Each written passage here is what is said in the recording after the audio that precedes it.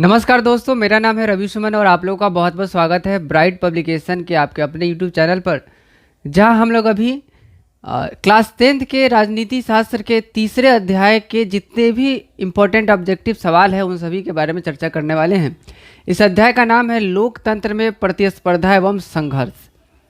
आप लोगों ने चैनल को निश्चित रूप से सब्सक्राइब कर लिया होगा, अगर नहीं किया है तो ज़रूर कर लीजिएगा, क्योंकि आने वाले समय में हम लोग इस चैनल पर सभी विषयों की तैयारी करने वाले हैं और परीक्षा के लिए जितनी भी चीज़ें ज़रूरी है वो सब आपको यहाँ पे इस चैनल से फ्री में मिलने वाला है।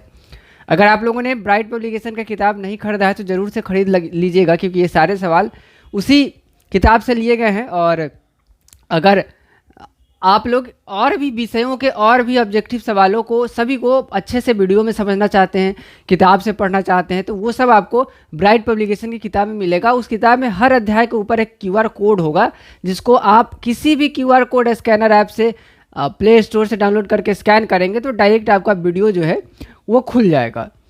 तो निश्चित रूप से आप लोग बुक भी खरीद लीजिएगा और चैनल को सब्सक्राइब भी कर लीजिएगा। चलिए अब हम लोग चर्चा करते हैं लोकतंत्र में प्रतिस्पर्धा एवं संघर्ष। प्रतिस्पर्धा एवं संघर्ष, इस दोनों के बारे में चर्चा करनी है।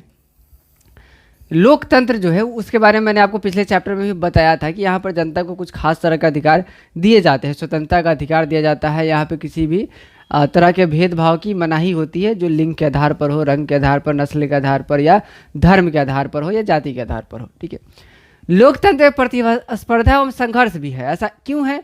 क्योंकि लोकतंत्र जहाँ भी है ना, वो बहुत ज़्यादा विविधता है। विविधता माने कि लोगों में बहुत ज़्यादा अंतर है ना। जैसे कि मैं किसी और भाषा में बोलता हूँ, जैसे कि मेरे गांव की भाषा कुछ और है, आपके गांव की भाषा कुछ और होगी, है ना। कहीं का मगधी भाषा है, कहीं का मगही भाषा है, कहीं का भोजपुरी भाषा है ना। पहनावे में, ओढ़ावे में, पर्व त्यौहार में, है ना, इन सारी चीज़ों में बहुत ज़्यादा अंतर आता है। तो ऐसी परिस्थिति में लोकतंत्र में प्रतिस्पर्धा एवं संघर्ष का होना लाजमी है। प्रतिस्पर्धा मतलब कि कंपटीशन, जिसको इंग्लिश में कहते हैं, एक दूसरे से आगे निकलने की होड़ जो है ना। तो ये लोकतंत्र में ज़्यादातर राजनीतिक दलों के बीच में देखा जाता है ना। राजनीतिक दल क्या होता है? राजनीतिक दल जब एक तरह का सिद्धांत रखने वाले लोग, एक ही तरह के सिद्धांत रखने वाले लोग जब एक राजनीतिक दल बना लेते हैं, राजनीति में आ जाते हैं एक साथ मिलकर, है ना, तो इसी को कहा जाता है राजनीतिक दल। जैसे कि बीजेपी, जदयू, राजद, इन सारे राजनीतिक दलों का नाम आप लोगों ने सुना होगा। ये सभी राजनीतिक दल है, और जैसे कि जदयू हो गया या फिर बीजेपी हो गया, है ना। तो इस पार्टी में इस पार्टी के सिद्धांतों को फॉलो करने वाले सारे लोग जुड़े हुए हैं, और वो सब लोग क्या करते हैं, उस पार्टी के सिद्धांत पर चलते हैं। राजनीतिक दलों का एकमात्र उद्देश्य होता है सत्ता को प्राप्त करना, है ना। एक पहला उद्देश्य यही होता है, उसके बाद समाज का कल्याण करना या फिर देश सेवा करना, ये सब उसके बाद आता है। सबसे पहले आता है सत्ता को प्राप्त करना। विपक्ष में जो राजनीतिक दल रहते हैं उनका भी लोकतंत्र में बहुत ज़्यादा योगदान रहता है। वो भी संसद के जितनी भी प्रणालियाँ होती हैं उन सबों में भाग लेते हैं। उन्हें भी सरकारी व्यवस्थाएं जो है वो दी जाती हैं, तो उनका भी बहुत ज़्यादा योगदान होता है। ठीक है, तो प्रतिस्पर्धा इन राजनीतिक दलों के बीच में सत्ता प्राप्त करने की जो होड़ है वही है, एक दूसरे से आगे निकलने की जो होड़ है वही है। और ऐसा करते हुए इन्हें कई तरह के संघर्षों से होकर गुजरना होता है। संघर्ष माने की चुनौती, समस्या, है ना। तो कई तरह की चुनौतियों में, समस्याओं से होकर के गुजरना पड़ता है, और इसमें आम लोगों के मुद्दे भी शामिल होते हैं। तो इस चैप्टर में इसके बारे में पढ़ाया गया है। चैप्टर को अगर आप अच्छे से समझना चाहते हैं तो उसका भी कॉन्सेप्ट का वीडियो हमारे यूट्यूब चैनल पर आपको मिल जाएगा, तो उसको भी आप लोग देखिएगा। अभी हम लोग इस चैप्टर से जितने भी ऑब्जेक्टिव सवाल है उन सबों को देखेंगे, और ध्यान से आप लोग इन सभी को समझ लीजिएगा, क्योंकि एग्ज़ाम के लिए ये सब बहुत ज़्यादा ज़रूरी है। और अगर आप इन सबों को पढ़ लेते हैं, एग्जाम में आपका एक भी सवाल छूटने नहीं जा रहा है। वर्ष 1975 भारतीय राजनीति में किस लिए जाना जाता है? बताइए। 1975 ये आपने पढ़ा होगा, और इसके बारे में तो मुझे लगता है कि ऑप्शन देने की आवश्यकता भी नहीं है। 1975वां साल क्यों याद किया जाता है बताइए। आपने सुना था ना, देश में इमरजेंसी लगा था। इमरजेंसी माने कि आपातकाल लगा था, है ना। क्या लगा था? आपातकाल लगा था, है ना। उस समय की प्रधानमंत्री थी इंदिरा गांधी, और उन्होंने क्या किया था, देश में आपातकाल लगाया था। क्योंकि ये जो दशक था ना, 1960 का दशक, इस दशक में सत्ता के बीच और नागरिकों के बीच एक टकराव चल रहा था, है ना। यानी कि लोग जो थे वो सत्ता से, सरकार से बहुत ज़्यादा निराश थे और उसके खिलाफ खड़े हो गए थे। 1975 में इंदिरा गांधी ने क्या लगाया था? आपातकाल लगाया था, है ना, माने कि इमरजेंसी पूरे देश में, है ना। तो और ये घटना जो है आपातकाल की घटना, इसके लिए इस साल को भारत की राजनीति में याद किया जाता है। ठीक है, तो आपातकाल के लिए याद किया जाता है साल 1975 को। ये आप लोग समझ गए होंगे। अब आपको मैं ऑप्शन भी दिखा देता हूँ, हालांकि आंसर आपको पता है और आप याद भी रखेंगे, इसको देखना ध्यान से। इस वर्ष आम चुनाव हुए थे। इस वर्ष 1975 में आम चुनाव नहीं हुआ था, है ना। चुनाव जो 5 साल के अंतराल पर होता है, विशेष परिस्थिति में अगर सरकार गिर जाती है ना, तब जाकर के 5 साल के पहले चुनाव होता है, नहीं तो इसे सामान्य रूप से 5 साल पर चुनाव होता है, लोकसभा का भी, विधानसभा का भी, बाकी सब। श्रीमती इंदिरा गांधी प्रधानमंत्री बनी थी, ये भी गलत है क्योंकि श्रीमती इंदिरा गांधी उससे पहले ही प्रधानमंत्री बन चुकी थी। देश के अंदर आपातकाल लागू हुआ था, ये हमारा सही आंसर। 1975 में क्या हुआ था, देश में आपातकाल लागू किया गया था, किसके द्वारा, श्रीमती इंदिरा गांधी के द्वारा, जो उस समय के प्रधानमंत्री थी, और जनता पार्टी की सरकार बनी थी। तो देखिए, जब आपातकाल लगा था 1975 में, उसके बाद जनता पार्टी, उसके बाद के चुनाव में जनता पार्टी को जीत मिली थी। ठीक है, तो ये 1975 साल की बात नहीं है, 1975वें साल के बाद की बात है। ठीक है, तो ये भी हमारा सही आंसर नहीं है, सही आंसर है सी, 1975 में देश के अंदर आपातकाल लागू हुआ था। अगला सवाल, भारतीय लोकतंत्र में सत्ता के विरुद्ध जन आक्रोश किस दशक से आरंभ हुआ था। भारतीय लोकतंत्र में सत्ता के विरुद्ध जन आक्रोश जो है, जैसे कि मैंने बताया ना, 1975 में क्या लगा था, 1975 में लगा था आपका इमरजेंसी। ठीक है, तो 1970 से ही, माने कि पूरा 1970 का जो दशक रहा, माने कि 1970 से 1980 तक का जो समय रहा, वो सत्ता और आम जनता के बीच टकराव का समय रहा, है ना।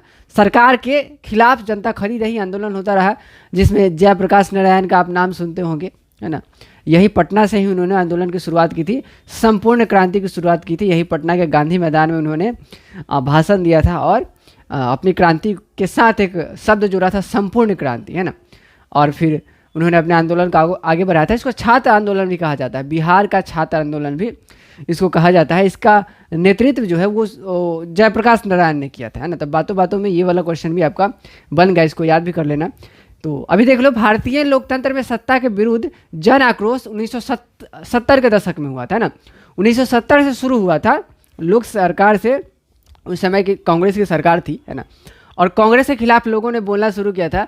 और कई लोगों ने, कई बड़े बड़े नेताओं ने, जिसमें एक नाम जयप्रकाश नारायण जी का भी आता है, इन्होंने क्या किया था कि कांग्रेस के खिलाफ में, और ये जयप्रकाश नारायण पहले कांग्रेस में ही थे, और इंदिरा गांधी से मतभेद होने के बाद वो उन्होंने आंदोलन शुरू किया कांग्रेस के ही खिलाफ। ठीक है, और फिर क्या हुआ कि 1975 आते आते इंदिरा गांधी जी को आपातकाल लगाना पड़ा, और ये एक लंबी प्रक्रिया है, इसमें काफ़ी कुछ पढ़ने जैसा है। जो भी घटनाएं घटी थी, क्या क्या हुआ था, इलाहाबाद कोर्ट की घटना है ना, तो वो सब हम लोग पढ़ेंगे कॉन्सेप्ट वाले वीडियो में। अभी सवाल बनाते हैं, बिहार में संपूर्ण क्रांति का नेतृत्व निम्नलिखित में से किसने किया था। जयप्रकाश नारायण ने किया था, है ना।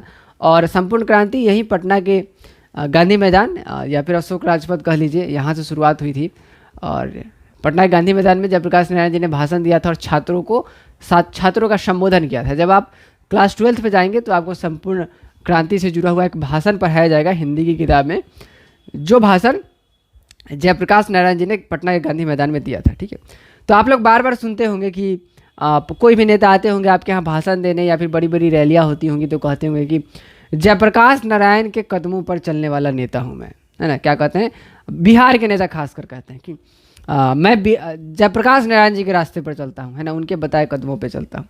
और जब ऐसा कहते हैं तो हम लोग उनको क्या करते हैं, वोट दे देते हैं, क्योंकि जयप्रकाश नारायण जी जो थे, राजनीति में इनका एक अलग पहचान है और ये खास तरह के नेता थे। इन्होंने कभी भी सत्ता पाने की भूख नहीं दिखाई और इन्होंने सच्चे लगन से, यानी कि एक साफ सुथरा राजनीति जो है वो जयप्रकाश नारायण जी ने की थी।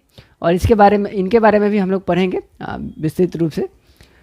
अभी संपूर्ण क्रांति का नेतृत्व जो है वो जयप्रकाश नारायण जी ने किया था, इस बात को याद कर लीजिए।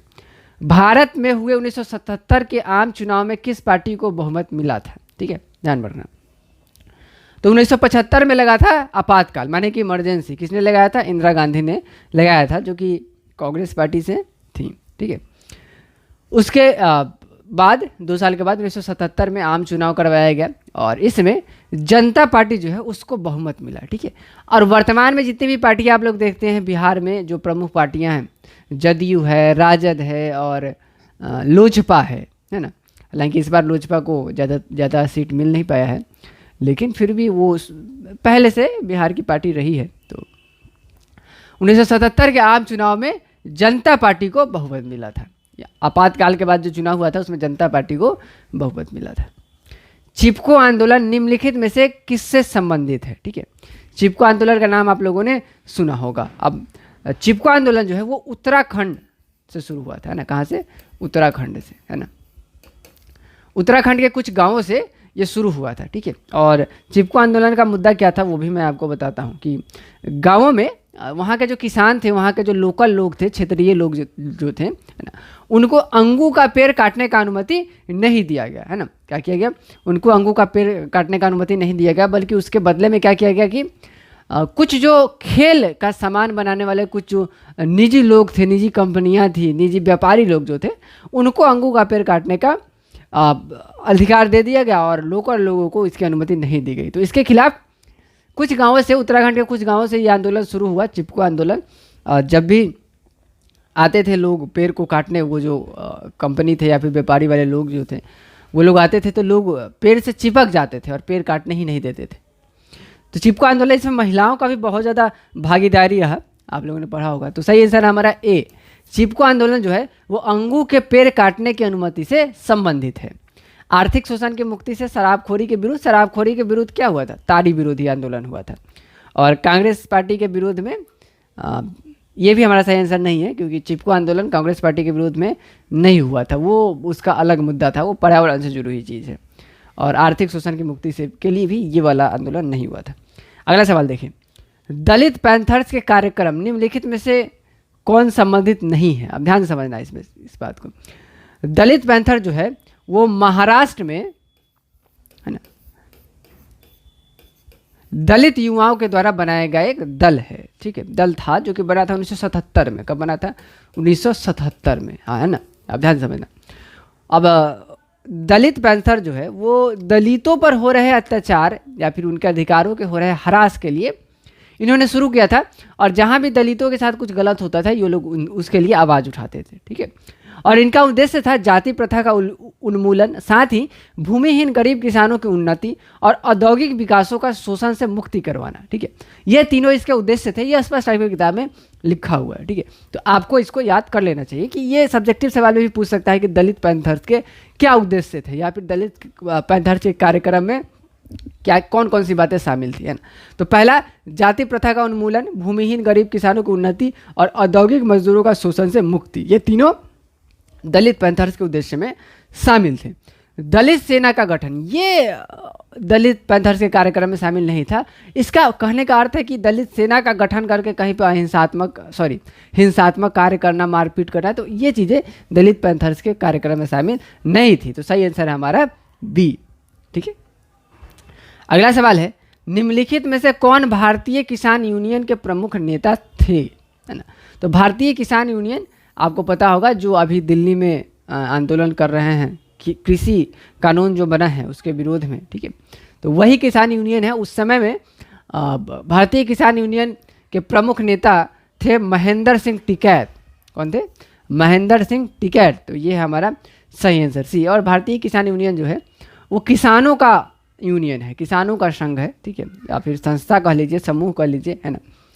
वो कोई राजनीतिक दल नहीं है, ठीक है, वो एक यूनियन है। यानी कि उनका काम चुनाव लड़ना नहीं है, बल्कि अगर कहीं पे किसानों के साथ कुछ गलत होता है, कुछ अत्याचार होता है, तो उनके लिए आवाज़ उठाना है। लेकिन यहाँ पे जो तीन नाम आप देख रहे हैं, मोरारजी देसाई, जयप्रकाश नारायण और चौधरी चरण सिंह, ये तीनों राजनीतिक लोग हैं, राजनीतिक दल से जुड़े हुए लोग हैं। महेंद्र सिंह टिकैत जो है वो भारतीय किसान यूनियन के प्रमुख नेता थे। तारी विरोधी आंदोलन निम्नलिखित में से किस प्रांत से शुरू किया गया, है ना। अब ये भी ध्यान रखना, तारी विरोधी आंदोलन जो है, अब ये क्या था इसके बारे में भी समझ लो, है ना। ये जो है आंध्र प्रदेश से शुरू हुआ था। कहाँ से शुरू हुआ था? आंध्र प्रदेश से शुरू हुआ था। आंध्र प्रदेश में नेल्लौर जिला से, कहाँ से? नेल्लौर जिला से, है ना।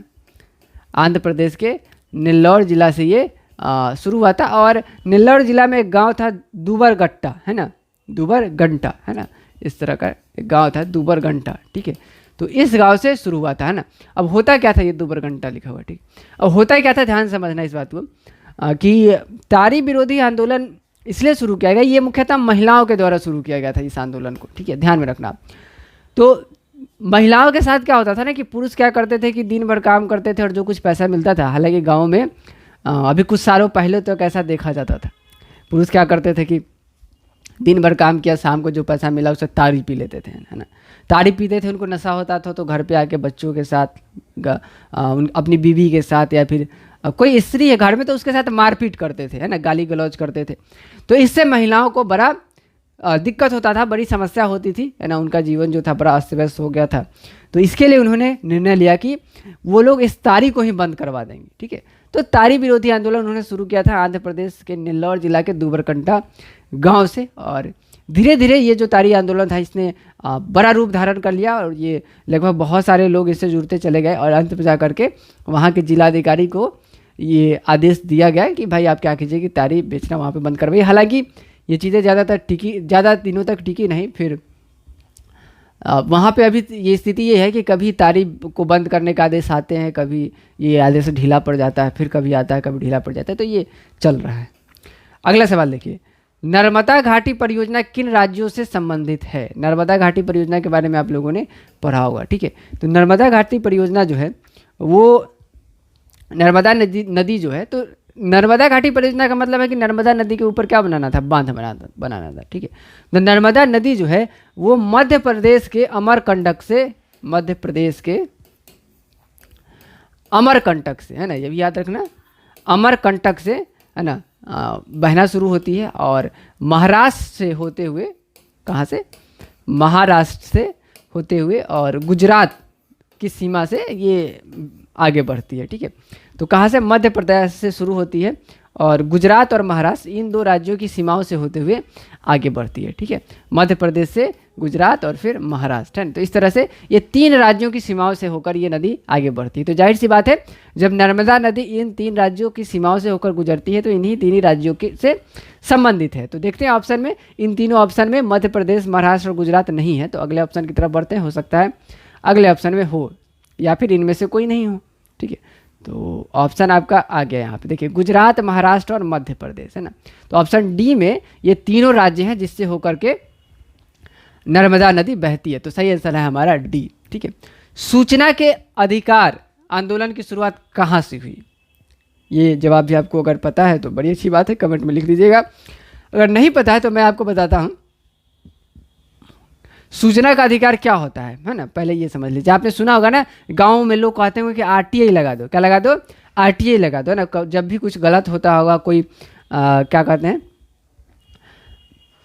कोई अधिकारी या फिर कोई नेता कुछ गलत करता होगा तो लोग बातें करते होंगे कि इसके खिलाफ क्या करो कि आरटीआई लगा दो, आरटीआई लगाओ। इसका फुल फॉर्म होता है राइट टू इन्फॉर्मेशन, और जिसका हिंदी होता है सूचना का अधिकार। क्या होता है? सूचना का अधिकार। सूचना का अधिकार ये कहता है कि आप सरकार से कोई भी सूचना मांग सकते हैं। क्या कर सकते हैं? कोई भी सूचना मांग सकते हैं। हालांकि वर्तमान समय में अधिकतर जगहों पर सूचना के अधिकार को बहुत अच्छे से फॉलो नहीं किया जाता है, लेकिन फिर भी अगर हम लोग चाहें तो सरकार किससे संबंधित किसी भी क्रियाकलाप के लिए सरकार से हम लोग सूचना मांग सकते हैं, ठीक है। जैसे कि मान लीजिए कि गाँव में किसी तरह का पैसा आता है, जैसे कि इंदिरा आवास का पैसा आता है ना, और भी कई तरह की राशियाँ आती हैं लोगों के लिए, मजदूरों के लिए, किसानों के लिए, वो आपको प्राप्त हो रहा है कि नहीं हो रहा है। अगर मान लीजिए कि आपके गांव के जो मुखिया है, सरपंच है, उन्होंने क्या किया, पैसा आया उन्होंने रख लिया, आपको नहीं दिया, ठीक है, तो आप सरकार से के पास आरटीआई लगा सकते हैं। आरटीआई लगा के उनसे सूचना मांग सकते हैं कि क्या मेरे लिए पैसा आया था तो कितना आया था, कब आया था, कहाँ आया था, किसको मिला, ठीक है। तो ये सारी चीज़ें आपको सूचना के अधिकार के अंतर्गत मिलता है ना। हालांकि अब तो डायरेक्ट आपकी राशि में पैसा, आपके खाते में पैसा आता है, सरकार से जो भी पैसा आना होता है। पहले क्या होता था कि मुखिया के पास आता था, वार्ड के पास आता था, फिर आपको पैसा मिलता था। तो इसमें क्या होता था कि मुखिया वार्ड पैसा रख लेते थे और कहते थे कि पैसा आया ही नहीं है। तो उस समय में हम लोग आरटीआई लगा के पता लगा लेते थे कि भाई पैसा आया है कि नहीं आया है। इसके अलावा मान लीजिए कि आपके घर के सामने से कोई सड़क होकर गुजरती है, ठीक है, और आपको लगता है कि सड़क को अच्छे से नहीं बनाया गया है, इसमें पैसे का घोटाला कर लिया गया है, तो आप क्या कर सकते हैं? आरटीआई लगाकर सरकार से जानकारी मांग सकते हैं कि भाई सड़क को किस ठेकेदार ने बनाया है। तो आरटीआई लगाकर आप सरकार से कोई भी जानकारी मांग सकते हैं, यानी सूचना के अधिकार के अंतर्गत आपको यह अधिकार दिया जाता है कि आप क्या कर सकते हैं? सरकार से कोई भी जानकारी उसके कामकाज से संबंधित मांग सकते हैं। कुछ चीज़ों को इस आरटीआई के दायरे से बाहर रखा गया है, जैसे कि अगर कोई गोपनीय बातें हैं जिससे देश की सुरक्षा को खतरा हो सकता है आपको बताने से, तो वो बातें आपको नहीं बताई जा सकती हैं। सूचना के अधिकार से उन चीज़ों को बाहर रखा जाता है। तो सूचना के अधिकार का आंदोलन जो है वो राजस्थान से शुरू हुआ था। कहाँ से शुरू हुआ था? राजस्थान से शुरू हुआ था। यहाँ पर 2 सवाल आप याद कर लेना कि राजस्थान से सूचना के अधिकार का आंदोलन भी शुरू हुआ था और राजस्थान से ही पंचायती राज व्यवस्था की भी शुरुआत हुई थी। ठीक है, तो ये 2 बातें कहाँ से हुई थी? राजस्थान से हुई थी। तो 2 सवाल आपने याद कर लिया। पंचायती राज व्यवस्था की शुरुआत राजस्थान से हुई थी और सूचना के अधिकार आंदोलन की शुरुआत भी राजस्थान से ही हुई थी, है ना। अब ये कब हुआ था? अगला सवाल यही है कि सूचना का अधिकार संबंधी कानून कब बना, है ना। आंदोलन की शुरुआत राजस्थान से हुई और कानून कब बना इसके बारे में जान लेना कि 2002 में। कब? 2002 में सूचना का अधिकार जो कानून है इसकी विधायिका बनकर तैयार हो गई थी। इसे 2004 में संसद में प्रस्तुत किया गया था, संसद में इसको रखा गया था। और 2005 में, कब? 2005 में राष्ट्रपति ने इस पर हस्ताक्षर किया था। कब? 2005 में। ठीक है, तो इस तरह से सूचना का अधिकार संबंधी कानून कब बना? 2005 में बना, है ना। कानून तब बनता है जब राष्ट्रपति उस पर सिग्नेचर कर देते हैं। तो सही आंसर है इसका बी। कब है? क्या सही आंसर? बी है। ठीक है, तो सूचना का अधिकार संबंधी कानून जो है वो विधायिका बनी थी 2002 में और संसद में प्रस्तुत गया था 2005 में, 2004 में, और राष्ट्रपति ने उस पर हस्ताक्षर किया था 2005 में। ठीक है, तो ये सवाल भी आप लोग अच्छे से याद कर लीजिए। अगला सवाल देखिए, है ना। अगला सवाल क्या है? नेपाल में सप्तदलीय गठबंधन का मुख्य उद्देश्य क्या है? इस बात को समझना आप ध्यान से, है ना। तो नेपाल में क्या था कि राजतंत्र था। क्या था? राजतंत्र, यानी कि वहाँ पे राजा हुआ करते थे, है ना। तो वहाँ के राजा थे वीरेंद्र। कौन थे? वीरेंद्र, है ना। इनके बारे में आप लोगों ने सुना भी होगा, इनकी हत्या कर दी गई थी। ठीक है, तो वीरेंद्र जो थे ये संविधान को मानने के लिए तैयार थे, है ना, यानी कि ये संवैधानिक राजतंत्र को मानने के लिए तैयार थे, है ना, संवैधानिक राजतंत्र। अब इसका मतलब ही मैंने आपको पहले चैप्टर में बताया था, संवैधानिक राजतंत्र का मतलब है कि वहाँ राज तो राजा का ही होता है, मतलब राजतंत्र होता है वहाँ पे, लेकिन साथ में एक संविधान भी होती है जो क्या करता है, जो जिसके अंतर्गत रहकर सभी को काम करना पड़ता है, राजा को भी। ठीक है, तो वीरेंद्र जो थे, राजा वीरेंद्र, वो संवैधानिक राजतंत्र को मानने के लिए तैयार थे, लेकिन उनकी हत्या कर दी गई, है ना। और उसके बाद वहाँ के राजा बने ज्ञानेंद्र। कौन? ज्ञानेंद्र।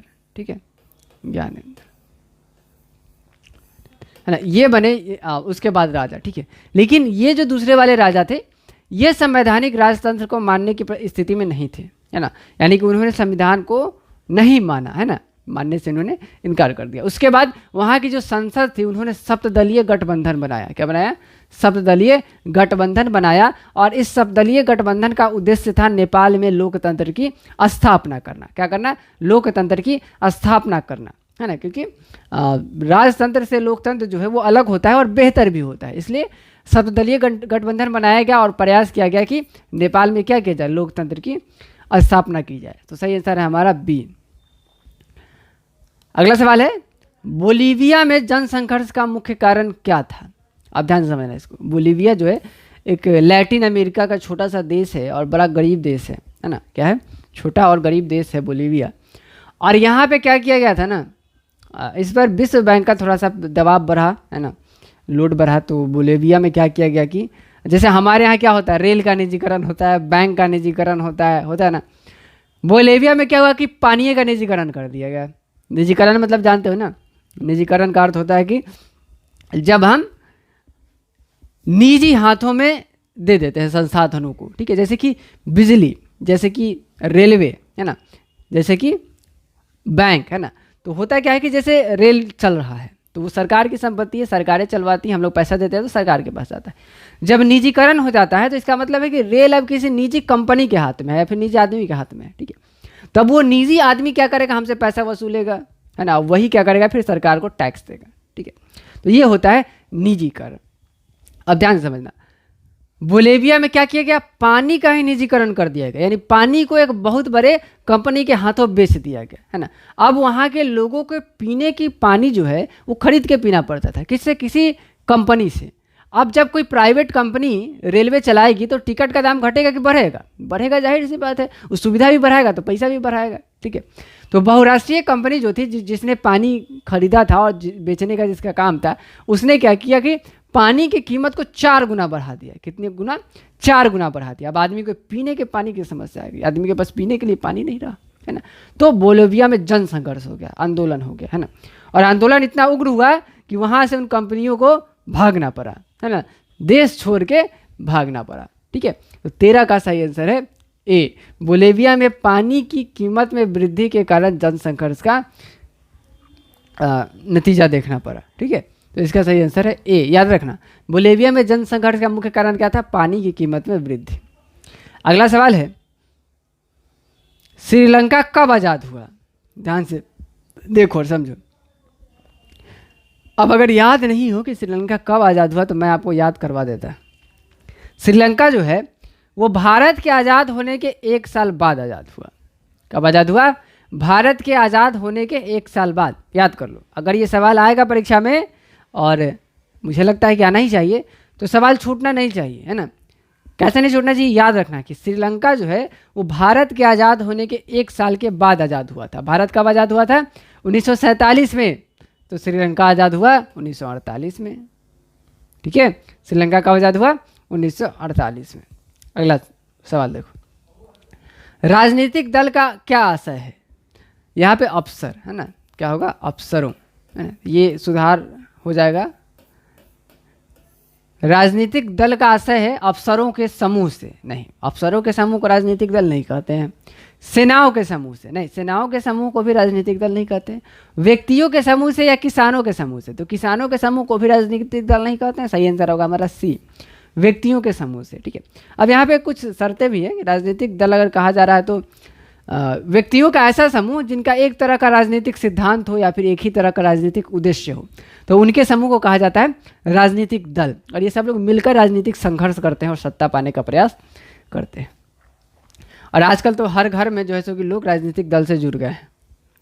अब ये काम सिर्फ राजनीतिक लोगों का ही नहीं रह गया बल्कि आम आदमी का भी हो गया है। अगला सवाल है, निम्नलिखित में से कौन प्रमुख उद्देश्य प्रायः सभी राजनीतिक दलों का होता है ना। इसमें से कौन सा उद्देश्य है जो सारा पार्टी लोगों के लिए एक ही है, कॉमन है? ठीक है, तो क्या क्या है? सत्ता प्राप्त करना, चुनाव लड़ना, सरकारी पदों को प्राप्त करना, और इनमें से कोई नहीं। ठीक है, तो सरकारी प्राप्त करना तो है ही नहीं। सरकारी पद को प्राप्त करना तो राजनीतिक दल का उद्देश्य ही नहीं है, वो बिल्कुल अलग है। सत्ता प्राप्त करना और चुनाव लड़ना, ये जो है ये सभी राजनीतिक दलों का उद्देश्य होता है, निश्चित रूप से होता है। लेकिन चुनाव तो लड़ना ही है अगर राजनीतिक दल हैं तो। ठीक है, तो इसका सही आंसर होगा ए, क्योंकि सत्ता प्राप्त करना, चुनाव लड़के सत्ता प्राप्त करना, कुर्सी पर, गद्दी पर बैठना, ये क्या होता है? सभी राजनीतिक दलों का अंतिम उद्देश्य यही होता है। ठीक है, चाहे वो आपके सामने आके कितना भी झूठ बोले कि हम आपका सेवा करना चाहते हैं, देश का सेवा करना चाहते हैं, आपका विकास करना चाहते हैं, ये सब गलत बात है। सबसे पहला उद्देश्य क्या होता है? सत्ता प्राप्त करना। उसके बाद आता है सामाजिक सेवा करना, आपका विकास करना, है ना, देश का सेवा करना, ये सब उसके बाद आता है। तो राजनीतिक दल का प्रमुख उद्देश्य क्या है? सत्ता को प्राप्त करना। चलिए अगला सवाल देखिए, राजनीतिक दलों की नींव सर्वप्रथम किस देश में पड़े? ब्रिटेन में, भारत में, फ्रांस में या अमेरिका में? ठीक है, यहाँ पे फ्रांस होगा। तो राजनीतिक दलों की नींव सर्वप्रथम ब्रिटेन यानी इंग्लैंड में पड़ी थी, है ना। कहाँ पड़ी थी? इंग्लैंड में पड़ी थी। वहाँ पे द्विदलीय सरकार है फिलहाल, है ना। तो राजनीतिक दलों की नींव जो है सर्वप्रथम इंग्लैंड में पड़ी थी, यानी ब्रिटेन में पड़ी थी। दोनों एक ही नाम है, तो सही आंसर है इसका ए। ठीक है, अगला सवाल है, निम्नलिखित में से किसे लोकतंत्र का प्राण माना जाता है? सरकार को, न्यायपालिका को, संविधान को या फिर राजनीतिक दल को? ध्यान से पढ़ना अभी सवाल को। लोकतंत्र का प्राण जो है किसको कहा जाता है? आपकी किताब में यह स्पष्ट लिखा गया है, ठीक है, कि राजनीतिक दल को लोकतंत्र का प्राण माना जाता है ना। अब इसका मतलब कि ये नहीं है कि सिर्फ राजनीतिक दल ही लोकतंत्र के लिए जरूरी होते हैं। लोकतंत्र के लिए ये चारों जरूरी हैं, सरकार भी, संविधान भी, न्यायपालिका भी और राजनीतिक दल भी। ठीक है, लेकिन हालांकि राजनीतिक दलों को लोकतंत्र का प्राण कहा गया, क्यों? क्योंकि अगर राजनीतिक दल नहीं रहेंगे तो लोकतंत्र में किसी तरह का प्रतिस्पर्धा नहीं रहेगा, और जब प्रतिस्पर्धा नहीं रहेगा तो फिर क्या होगा? लोग एक दूसरे से बेहतर करना ही नहीं चाहेंगे, क्योंकि किसी से लड़ाई नहीं है, समझ रहे हो ना। माने किसी से आगे निकलने की होड़ है, तभी तो हम लोग चाहते हैं कि हम उससे ज़्यादा बेहतर करें, है ना। एक नेता अगर किसी गांव में जाके एक पुल बनवाया तो दूसरा नेता क्या चाहेगा कि हम 2 पुल बनवाए, तब क्या होगा, लोग हमको वोट देगा। ठीक है, तो इस तरह की प्रतिस्पर्धा, सकारात्मक प्रतिस्पर्धा कब है, जब राजनीतिक दल है तभी ना है। तो इसलिए राजनीतिक दल को लोकतंत्र का प्राण कहा जाता है। ठीक है, अगला सवाल देखो, निम्नलिखित में से कौन सा कार्य राजनीतिक दल नहीं करता है? चुनाव लड़ना, चुनाव लड़ने का काम राजनीतिक दलों का है, वो करता है। सरकार की आलोचना करना, ये भी राजनीतिक दलों का काम है ना। आलोचना का अर्थ होता है कि जहाँ पर भी सरकार गलत कर रही हो या फिर कोई भी व्यक्ति अगर गलत कर रहा है तो उसको बताया जाए, है ना, कि आप ये गलत कर रहे हैं, क्यों कर रहे हैं, कैसे कर रहे हैं, ये सब कुछ उनको बताया जाए। तो ये राजनीतिक दलों का काम होता है। मान लो कि कोई राजनीतिक दल जो है वो सत्ता में है और कोई क्या है, विपक्ष में, माने जो हार गया वो विपक्ष में है ना, और उसका भी बड़ा महत्व है। क्यों महत्व है? क्योंकि वो सरकार की आलोचना करता है, संसदीय काम में भी भाग लेता है और सरकार की आलोचना भी करता है, जो कि जरूरी है।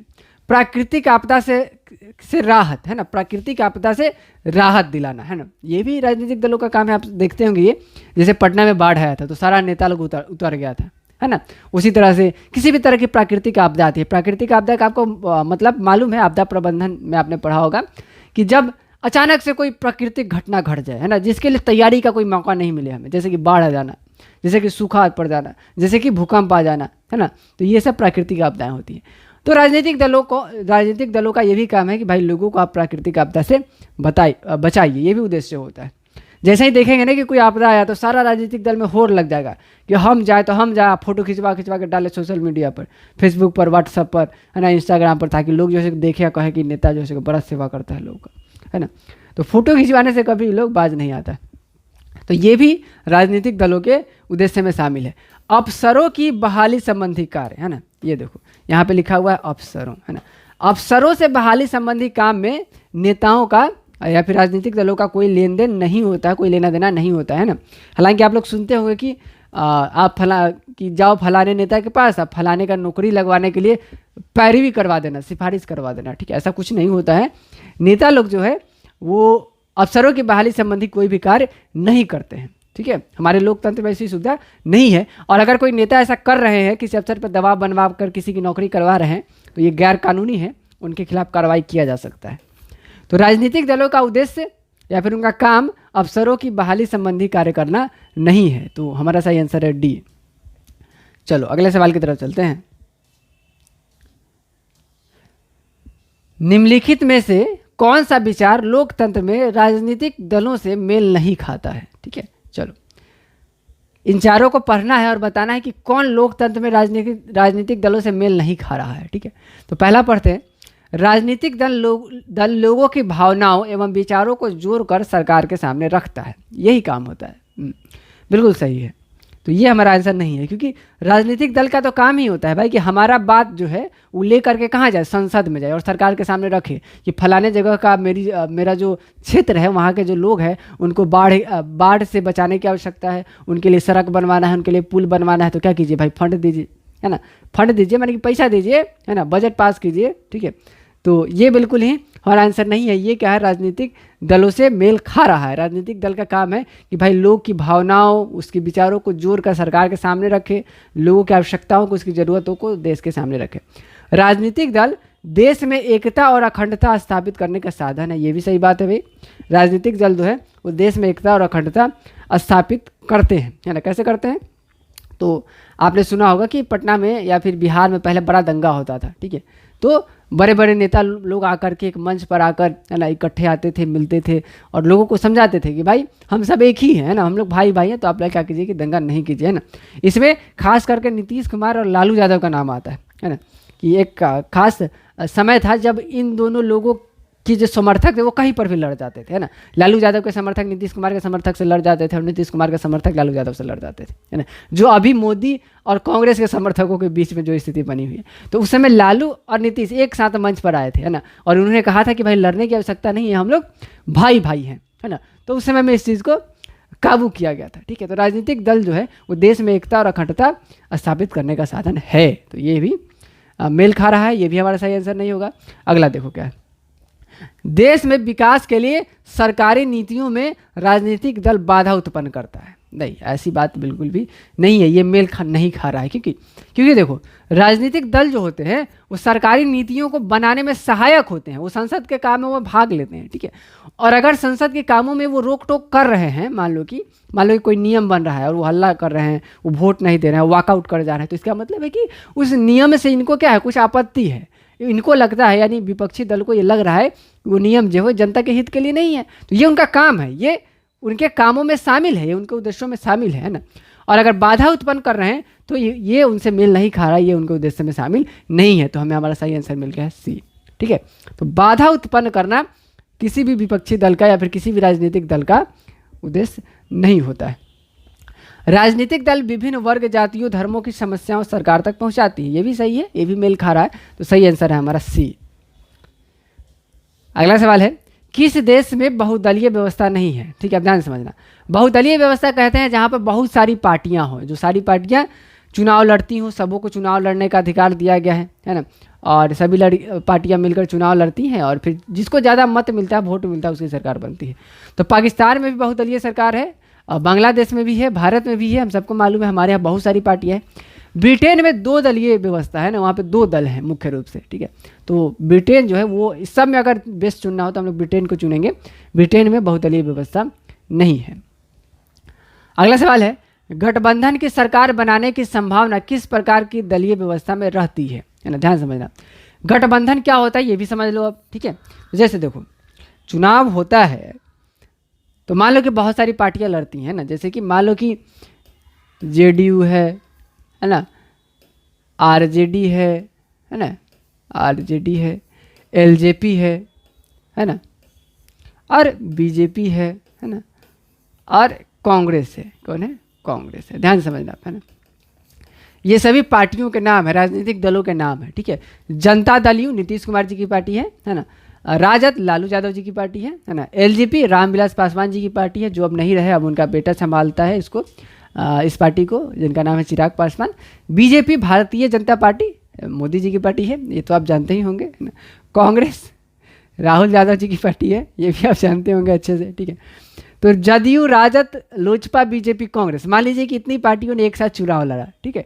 तो चुनाव लड़ने के बाद क्या होता है कि भाई जिसको 50 मतलब आधा से ज़्यादा सीट जिसको मिलता है उसी का सरकार बनता है, ठीक है। तो मान लीजिए कि किसी को भी आधा से ज़्यादा सीट नहीं मिला, किसी को नहीं मिला, है ना, इसमें से किसी पार्टी को आधा से ज़्यादा सीट नहीं मिला, तो ऐसी स्थिति में क्या होगा? फिर किसी का सरकार नहीं बन पाएगा, ठीक है। तो जब किसी को भी बहुमत नहीं मिलता है तो ऐसी परिस्थिति में क्या किया जाता है? गठबंधन किया जाता है। क्या किया जाता है? गठबंधन किया जाता है ना। मान लो कि इनका सीट और इनका सीट, माने जदयू का और बीजेपी का सीट मिलकर के आधा से ज़्यादा हो गया, तो ये दोनों पार्टियां जो है आपस में गठबंधन कर लेती है ना। और गठबंधन करके क्या करती है? सरकार बना लेती है। क्या करती है? गठबंधन करके सरकार बना लेती है, ठीक है। जैसे कि हमारे बिहार में बना भी हुआ है, ठीक है। तो इसी को हम लोग कहते हैं गठबंधन। जब एक ही तरह के राजनीतिक सिद्धांत वाली पार्टियां या फिर दल एक साथ मिलकर सरकार बनाते हैं, तो इसको कहा जाता है गठबंधन, ठीक है। अब ध्यान से देखना, ये गठबंधन किस तरह की व्यवस्था में संभव है? एक दलीय व्यवस्था का मतलब है जहाँ एक ही को पार्टी हो, जैसे कि चीन में, है ना, वहाँ पे कम्युनिस्ट पार्टी है, दूसरी पार्टी को चुनाव लड़ने का अधिकार नहीं है, ठीक है। तो एक दलीय व्यवस्था तो बस चुनाव लड़ा भाई, उसी को जीतना है, मतलब उसी के पार्टी के अंदर से किसी को जीतना है ना। वहाँ पे चुनाव होता है तो कम्युनिस्ट पार्टी के ही लोग खड़े होते हैं, मतलब अलग अलग तरह के लोग खड़े होते हैं, लेकिन वो उसी पार्टी के। तो एक दलीय व्यवस्था है तो यहाँ पे संभावना ही नहीं है गठबंधन की। द्विदलीय व्यवस्था में क्या है बाबू? द्विदलीय व्यवस्था में 2 दल हैं, यानी 2 पार्टी हैं, तो किसी एक को ज़्यादा वोट आएगा तो बन जाए, उसकी सरकार बन जाएगी, तो यहाँ पर भी गठबंधन का सवाल नहीं है। जहाँ बहुदलीय व्यवस्था है, जैसे कि भारत में, यहीं पर गठबंधन की गुंजाइश है ना, क्योंकि बहुत ज़्यादा पार्टियां होंगी तभी तो जा करके किसी को आधा से कम वोट मिलेगा, और तभी तो उसको गठबंधन की जरूरत पड़ेगी। जब दुइयों को पार्टी है तो किसी एक को ज़्यादा मिलेगा, 50% से ज़्यादा, यानी आधा से अधिक, और किसी को कम मिल जाएगा, तो वहाँ पर भी गठबंधन की गुंजाइश नहीं है। तो सही आंसर है हमारा सी, है ना। जब बहुदलीय व्यवस्था होगी तभी जा करके गठबंधन की आवश्यकता पड़ेगी। चलिए अगला सवाल देखते हैं। दल बदल कानून निम्नलिखित में से किस पर लागू होता है? ठीक है, तो दल बदल कानून क्या है, ध्यान से देखना। जैसे कि क्या होता है कि हम क्या करते हैं कि कोई हमारे यहाँ का सांसद है या फिर विधायक है, वो हमसे वोट मांगने आता है कि भाई वोट दीजिए, हम फलाने पार्टी से चुनाव लड़ रहे हैं, और फलाने आदमी को आगे चल के अपना नेता बनाएंगे, देश का प्रधानमंत्री बनाएंगे या फिर राज्य का मुख्यमंत्री बनाएंगे। हम लोग क्या करते हैं, उसको उस आदमी के नाम पर, उस पार्टी के नाम पर वोट दे देते हैं। हमको लगता है कि वो आदमी प्रधानमंत्री बनेगा या फिर मुख्यमंत्री बनेगा तो देश का, राज्य का सेवा करेगा, है ना।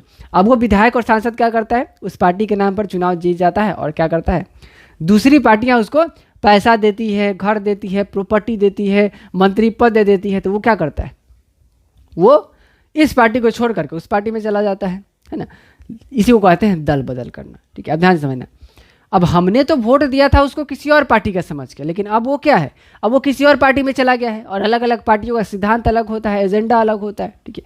तो ये जो है, तो इसी के लिए बनाया गया दल बदल कानून। क्या बनाया गया, दल बदल कानून, ठीक है। और दल बदल कानून जो है वो लागू होता है सांसद और विधायक पर। किस पर, सांसद और विधायक पर। राष्ट्रपति और उपराष्ट्रपति पर लागू नहीं होता है। राष्ट्रपति जो होते हैं वो किसी भी पार्टी से मुक्त होते हैं, ठीक है। तो दल बदल कानून जो है वो सांसद और विधायकों पर लागू होता है। इसका सही आंसर है ए, याद कर लो, ठीक है। दल बदल कानून किस पे लागू होता है, सांसद और विधायक पर।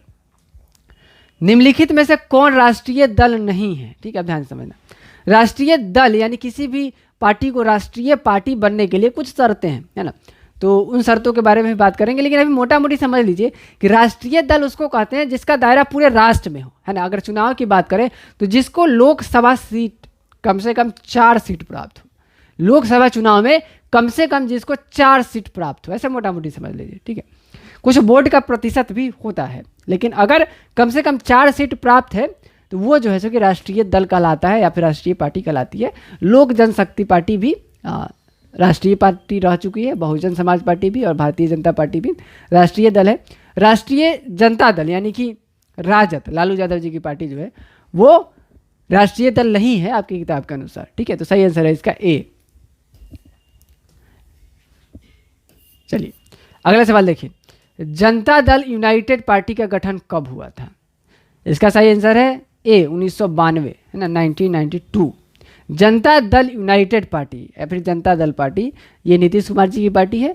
और मैंने आपको पहले भी बताया कि जनता दल पार्टी हो, चाहे राष्ट्रीय जनता दल हो या फिर लोजपा हो, लोक जनशक्ति पार्टी, ये सारी पार्टियां जो है वो जनता पार्टी से अलग होकर के बनी हुई हैं, है ना। तो इन सारे पार्टियों की नींव जो है वो जनता पार्टी से शुरू होती है और जनता दल यूनाइटेड जो है ये बना था 1992 में।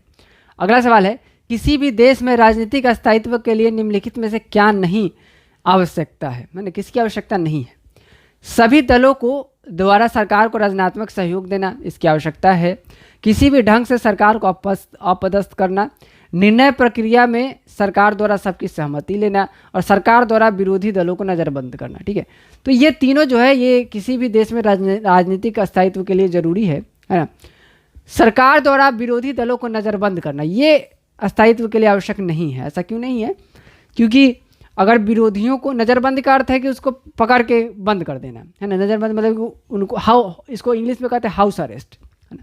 नज़रबंद मतलब कि आपको अपने ही घर में कैद कर दिया जाएगा, है ना, बाहर नहीं निकलने दिया जाएगा। तो जब ऐसा होगा तो क्या होगा, देश में उस दल के जो भी, विरोधी दल के जो भी समर्थक होंगे वो सड़क पे आ जाएंगे, आंदोलन करने लगेंगे, फिर स्थायित्व नहीं रह जाएगा, ठीक है। तो इसलिए सही आंसर है हमारा डी। बाकी पे अगर चर्चा करें तो सभी दलों द्वारा सरकार को रचनात्मक सहयोग देना ये जरूरी है, तभी जाकर के सरकार जो है वो चल पाएगी। किसी भी ढंग से सरकार को अपदस्थ करना ये भी आवश्यक है। इसका मतलब है कि सरकार के खिलाफ, सरकार अगर कुछ गलत कर रही तो उसको निरस्त करने का प्रयास करना, तो ये भी जरूरी है कि अगर सरकार के खिलाफ आपके पास कोई ढंग का सबूत है ना कि वो कुछ गलत कर रही है, लोगों के साथ कुछ गलत करे, आप आंदोलन कर सकते हैं, सड़कों पे आ सकते हैं, तो हो सकता है कि सरकार गिर जाए। निर्णय प्रक्रिया में सरकार द्वारा सबकी सहमति लेना ये भी आवश्यक है, ये डी वाला आवश्यक नहीं है। अगला सवाल है, निम्नलिखित में से कौन सी चुनौती राजनीतिक दलों को नहीं है, ठीक है, समझना। निम्नलिखित में से कौन सी चुनौती राजनीतिक दलों को नहीं है। राजनीतिक दलों के भीतर समय पर सांगठनिक चुनाव नहीं होना, ये चुनौती है ना। अब राजनीतिक दलों के भीतर सांगठनिक चुनाव का क्या अर्थ है, ध्यान समझना।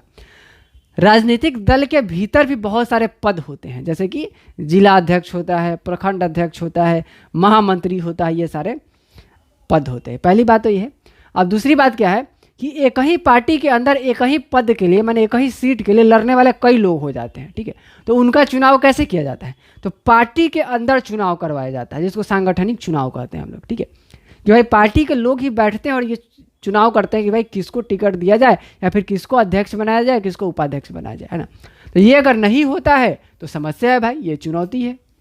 नहीं होना क्या है, चुनौती है, क्योंकि समय समय पर चुनाव होता रहे पार्टी के भीतर भी, तो ये अच्छी बात है। राजनीतिक दलों में युवाओं और महिलाओं को उचित प्रतिनिधित्व नहीं मिला, ये भी क्या है, एक चुनौती है। राजनीतिक दलों में अगर युवा लोगों को, यूथ लोगों को, यानी हम जैसे लोगों को और महिलाओं को उचित प्रतिनिधित्व नहीं मिले तो ये समस्या है, ये चुनौती है। ये भी हमारा सही आंसर नहीं है।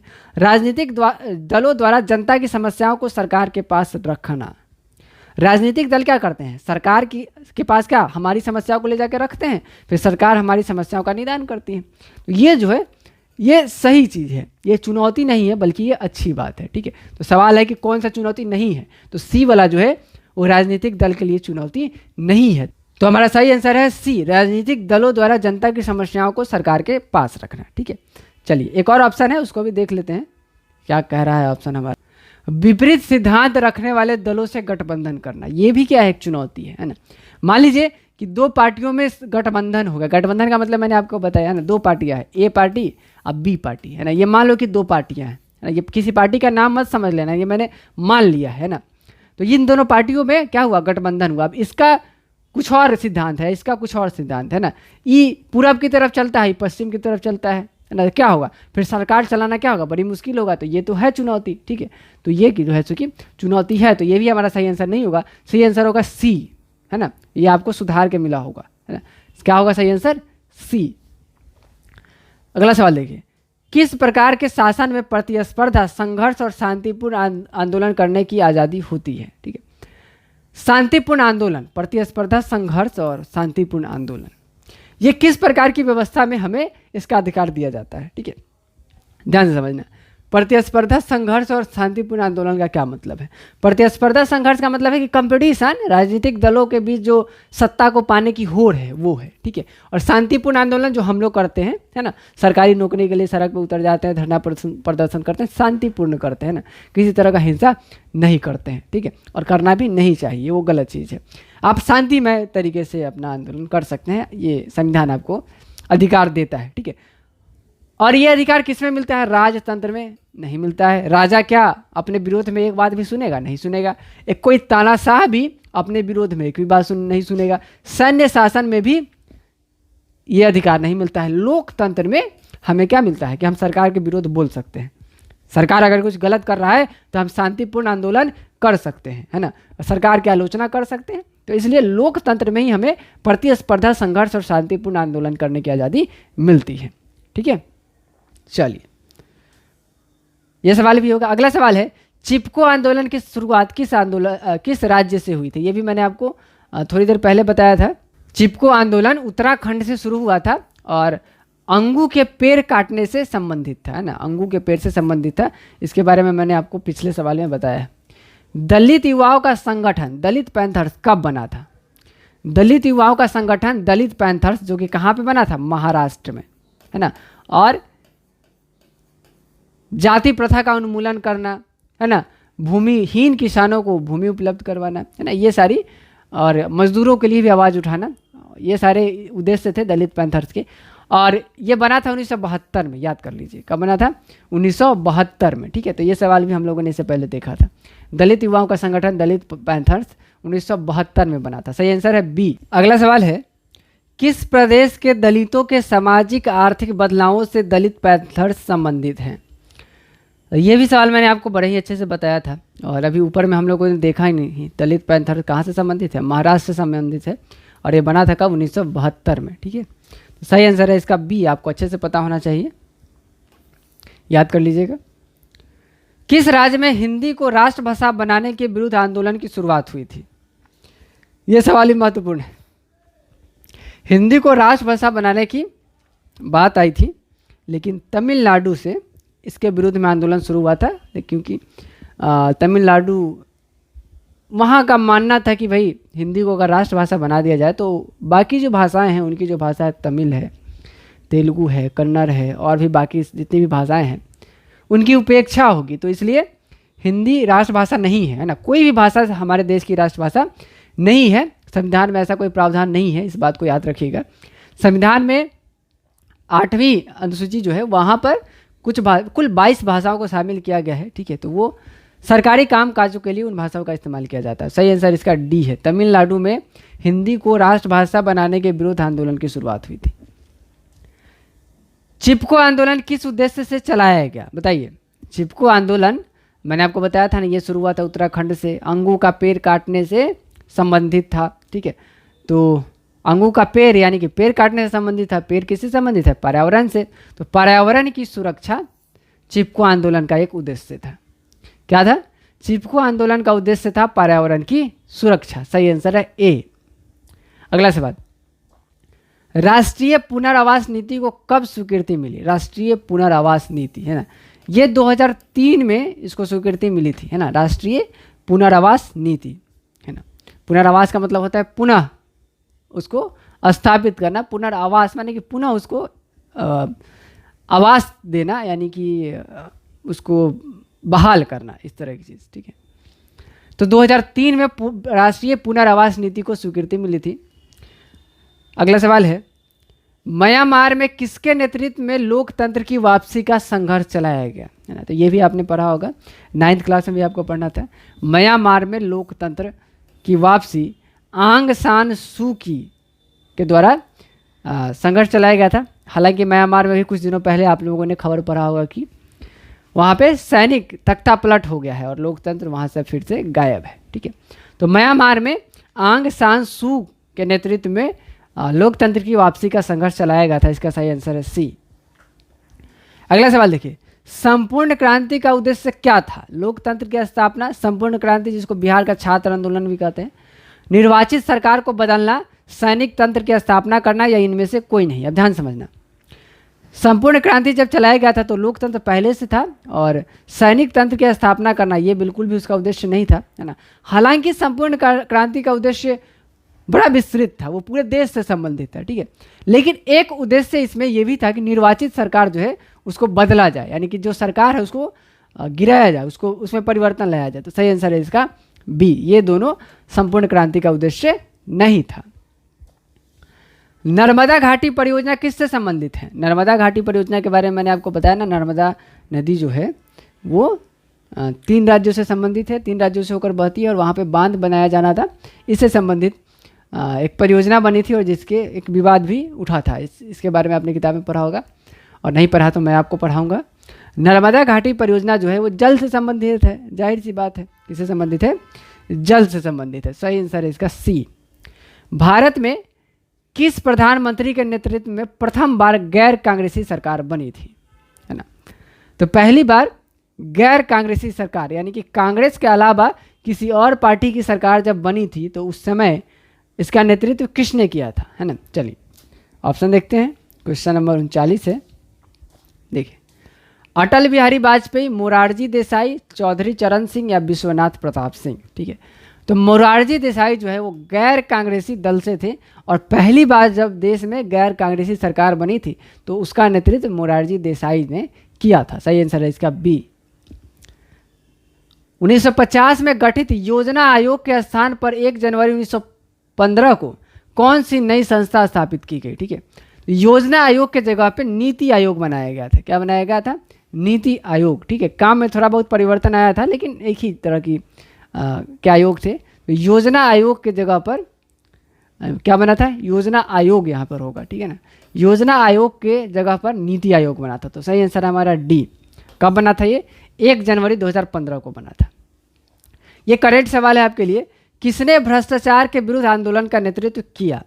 किरण बेदी ने, अन्ना हजारे ने, बाबा रामदेव ने या फिर स्वामी अग्निवेश ने। ठीक है, तो भ्रष्टाचार के विरुद्ध जन लोकपाल लाने के लिए किसने किया था आंदोलन, बताइए। ये तो आपको पता होना चाहिए, है ना, अन्ना हजारे ने। ठीक है, सही आंसर है बी। अन्ना हजारे ने भ्रष्टाचार के विरुद्ध, है ना, जल लोकपाल लाने के लिए बहुत बड़ा आंदोलन किया था। तो इस तरह से क्लास 10th का राजनीति शास्त्र का जो 3रा अध्याय था उससे जितना भी ऑब्जेक्टिव इंपॉर्टेंट सवाल था परीक्षा में आने वाला है वो सारा सवाल हम लोगों ने बड़े ही अच्छे से एक्सप्लेनेशन के साथ पढ़ लिया है। अगर आपको कोई भी समस्या हो रही है, कोई भी दिक्कत हो रही है तो कमेंट बॉक्स में ज़रूर लिखिएगा और लाइव क्लास में ज़रूर शामिल होइएगा। चैनल को सब्सक्राइब कर लीजिएगा, वीडियो को लाइक कीजिएगा, अपने दोस्तों के साथ शेयर कीजिएगा और आपसे मुलाकात होगी फिर अगले वीडियो में। तब तक के लिए अपना ध्यान रखिए। Tata, bye bye, thank you.